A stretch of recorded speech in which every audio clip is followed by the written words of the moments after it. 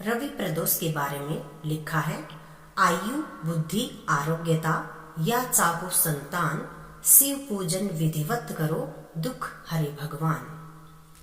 मैं हेमलता शर्मा अनमोल निधि पर आपका स्वागत करती हूँ। अनमोल निधि यानी ऐसा कोष जिसका कोई मोल नहीं। आज मैं आपको प्रदोष व्रत के महात्म्य, कथा व पूजा विधि के बारे में बताऊंगी। प्रदोष व्रत साल भर में 24 किए जाते हैं। हर महीने में 2 प्रदोष व्रत आते हैं, कृष्ण पक्ष की त्रयोदशी को और शुक्ल पक्ष की त्रयोदशी को। जिस तरह से 24 एकादशी व्रत होते हैं, उसी तरह से साल भर में 24 प्रदोष व्रत होते हैं। हर प्रदोष व्रत का अलग अलग महत्व है। जैसे रविवार के दिन पड़ने वाले प्रदोष व्रत को रवि प्रदोष या भानु प्रदोष कहते हैं। सोमवार के दिन पड़ने वाले प्रदोष व्रत को सोम प्रदोष कहते हैं। मंगलवार के दिन पड़ने वाले प्रदोष व्रत को भौम प्रदोष कहते हैं। बुधवार के दिन पड़ने वाले प्रदोष व्रत को बुध प्रदोष व सौम्यवारा प्रदोष व्रत कहा जाता है। बृहस्पतिवार के दिन पड़ने वाले प्रदोष व्रत को गुरुवारा प्रदोष कहा जाता है। शुक्रवार के दिन पड़ने वाले प्रदोष व्रत को भृगुवारा या शुक्रवारा प्रदोष व्रत कहा जाता है। शनिवार के दिन पड़ने वाले प्रदोष व्रत को शनि प्रदोष कहा जाता है। शनि प्रदोष करने से नौकरी संबंधी समस्याओं का निदान होता है। आज मैं आपको प्रदोष व्रत के बारे में बताऊंगी, क्योंकि प्रदोष को प्रदोष कहने के पीछे एक कथा जुड़ी हुई है। एक बार चंद्रमा को क्षय रोग हो गया था। क्षय रोग होने के कारण उन्हें मृत्यु तुल्य कष्ट हो रहा था। उनके कष्ट के निवारण हेतु भगवान शिव ने उनके दोषों का निवारण किया और उन्हें त्रयोदशी के दिन पुनः जीवन प्रदान किया। इसलिए इस दिन से त्रयोदशी व्रत करने की महिमा का महत्व बढ़ गया। जो लोग इस प्रदोष व्रत को करते हैं, उनके घर सुख समृद्धि, मान सम्मान, धन वैभव, सब चीजों की अथाह प्राप्ति होती है। सभी प्रदोष व्रत भगवान शिव को ही प्रसन्न करने के लिए किए जाते हैं। इस दिन भगवान शंकर व मां पार्वती की पूजा की जाती है। प्रदोष व्रत के दिन कथा व पूजा प्रदोष काल के समय में की जानी चाहिए। प्रदोष काल से अभिप्राय है कि सूर्यास्त से 1 घंटा पहले और 1 घंटा बाद का समय प्रदोष काल कहलाता है। हमें प्रदोष व्रत के दिन प्रदोष काल में ही माता पार्वती व भगवान शंकर की पूजा करनी चाहिए। आज मैं आपको रवि प्रदोष के बारे में बताऊंगी। रवि प्रदोष के दिन सुबह शौच आदि से निवृत्त होकर भगवान शंकर के सामने आप प्रार्थना कीजिए कि मैं ये प्रदोष किस कामना हेतु कर रही हूँ। यह सब करने के बाद आप पूजा आरंभ कर सकते हैं। रवि प्रदोष का सीधा संबंध भगवान सूर्य देव से है, अर्थात सूर्य ग्रह जिसका कमजोर है वो बलिष्ठ होता है और आपके मान सम्मान में वृद्धि होती है। रवि प्रदोष करने से सूर्य संबंधी सभी परेशानियां दूर हो जाती हैं। प्रदोष व्रत करने वाला मनुष्य सदा सुखी रहता है। उसके संपूर्ण पापों का नाश होता है। इस व्रत के करने से विधवा स्त्रियों को अधर्म से ग्लानि होती है। सुहागन स्त्रियों का सुहाग सदा अटल रहता है। बंदी कारागार से छूट जाते हैं। जो स्त्री पुरुष जिस कामना हेतु इस व्रत को करते हैं, उनकी सभी कामनाएं कैलाशपति शंकर पूरा करते हैं। सूत जी कहते हैं, त्रयोदशी का व्रत करने वालों को 100 गौ दान का फल प्राप्त होता है। इस व्रत को जो विधि विधान और तन मन धन से करता है, उसके सभी दुख दूर हो जाते हैं। अब मैं आपको रवि प्रदोष की कथा सुनाऊंगी। रवि प्रदोष के बारे में लिखा है, आयु बुद्धि आरोग्यता या चाहो संतान, शिव पूजन विधिवत करो, दुख हरे भगवान।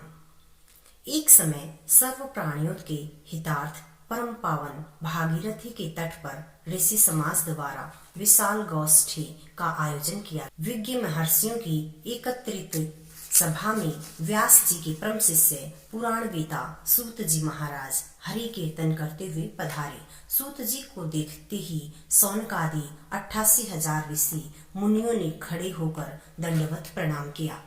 महाज्ञानी सूत जी ने भक्ति भाव से ऋषियों को हृदय से लगाया तथा आशीर्वाद दिया। विद्वान ऋषिगण और सब शिष्य आसनों पर विराजमान हो गए। मुनिगण विनीत भाव से पूछने लगे कि हे परम दयालु, कलिकाल में शंकर की भक्ति किस आराधना द्वारा उपलब्ध होगी? हम लोगों को बताने की कृपा कीजिए, क्योंकि कलयुग के सर्व प्राणी पाप कर्म में रत रहकर वेद शास्त्रों से विमुख रहेंगे।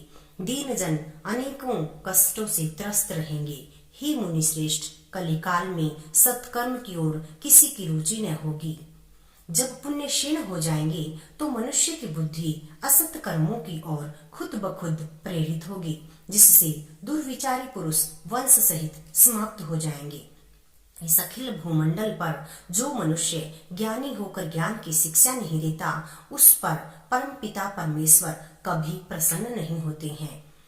हे महामुनि, ऐसा कौन सा उत्तम व्रत है जिससे मनवांछित फल की प्राप्ति होती है? उसे कृपा करके बतलाइए।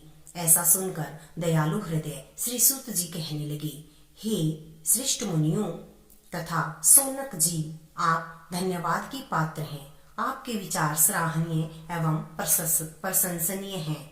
आप वैष्णव अग्रगण्य हैं, क्योंकि आपके हृदय में सदा परहित की भावना रहती है। इसलिए हे सौनकादि ऋषियों, सुनो, मैं उस व्रत को तुमसे कहता हूँ जिसके करने से पाप नष्ट हो जाते हैं, धन वृद्धि कारक, दुख विनाशक, सुख प्राप्त कराने वाला, संतान देने वाला, मनवांछित फल प्राप्ति कराने वाला यह व्रत तुमको सुनाता हूँ, जो किसी समय भगवान शंकर ने सती जी को सुनाया था। और उनसे प्राप्त यह परम श्रेष्ठ उपदेश मेरे पूज्य पाल गुरु जी ने मुझे सुनाया था, जिसे आपको समय पाकर शुभ बेला में मैं सुनाता हूँ। बोलो उमापति शंकर भगवान की जय। सूत जी कहने लगे कि आयु वृद्धि, बुद्धि, स्वास्थ्य लाभ हेतु रवि त्रयोदशी का व्रत करें। इसकी विधि इस प्रकार है। प्रातः स्नान कर निराहार रहकर शिव ध्यान में मग्न हो शिव मंदिर में जाकर शंकर जी की पूजा करें। पूजा के पश्चात आप तिलक धारण करें, बेलपत्र चढ़ावें, धूप दीप अक्षत से पूजा करें, नमः शिवाय मंत्र का जाप करें। इस व्रत से अभीष्ट फल की प्राप्ति होती है, सर्व कार्य सिद्ध होते हैं। श्रावण मास में तो इसका विशेष महत्व होता है। सर्व सुख, धन, आरोग्य, यह व्रत इन सब मनोरथों को पूर्ण करता है। हे ऋषिवरों, यह प्रदोष व्रत तो मैंने आपको बताया। किसी समय शंकर जी ने सती जी को और वेदव्यास मुनि ने मुझको सुनाया था। सौनकादि ऋषि बोले, हे पूज्यवर महामते, आपने यह व्रत परम गोपनीय, मंगलप्रद, कष्ट निवारक बतलाया है। कृपया यह बताने का कष्ट करें कि यह व्रत किसने किया और उसे क्या फल प्राप्त हुआ। श्री सूत जी बोले, हे विचारवान ज्ञानियों, आप शिव की परम भक्त हैं। आपकी भक्ति देखकर मैं व्रती पुरुषों की कथा कहता हूँ। एक ग्राम में अति दीन ब्राह्मण निवास करता था। उसकी साध्वी प्रदोष व्रत किया करती थी। उसके घर एक ही पुत्र रतन था। एक समय का जिक्र है कि वह पुत्र गंगा स्नान करने के लिए गया। दुर्भाग्यवश मार्ग में चोरों ने उसे घेर लिया। वह कहने लगी कि हम तुझे मारेंगे, नहीं तो तू अपने पिता का गुप्त धन हमें बतला दे। बालक दीन भाव से कहने लगा कि हे बंधुओं, हम अत्यंत दीन और दुखी हैं, हमारे पास धन कहाँ है। चोर फिर कहने लगे कि तेरे पास पोटली में क्या है। बालक ने निसंकोच भाव से उत्तर दिया कि मेरी माता ने मुझे रोटी बनाकर बांध दी है। दूसरा चोर बोला कि भाई, यह बालक तो अति दीन दुखी हृदय है, इसे छोड़िए। बालक इतनी बात सुनकर वहां से प्रस्थान करने लगा और एक नगर में पहुंचा। नगर के पास एक बरगद का पेड़ था। बालक वहां बैठ गया और थक कर वृक्ष की छाया में सो गया। उस नगर के सिपाही चोरों की खोज कर रहे थे कि खोज करते करते उस बालक के पास आ गए। सिपाही बालक को भी चोर समझकर राजा के पास ले गए। राजा ने उसे कारावास की आज्ञा दे दी उधर बालक की माँ भगवान शंकर जी का प्रदोष व्रत कर रही थी। उसी रात्रि राजा को स्वप्न हुआ कि यह बालक चोर नहीं है, प्रातः छोड़ दो, नहीं तो आपका वैभव राज्य सब शीघ्र ही समाप्त हो जाएगा। रात्रि समाप्त होने पर राजा ने उस बालक से सारा वृतांत पूछा। बालक ने सारा वृतांत कह सुनाया। वृतांत सुन राजा ने सिपाही भेज बालक के माता पिता को पकड़वा कर बुलवा लिया।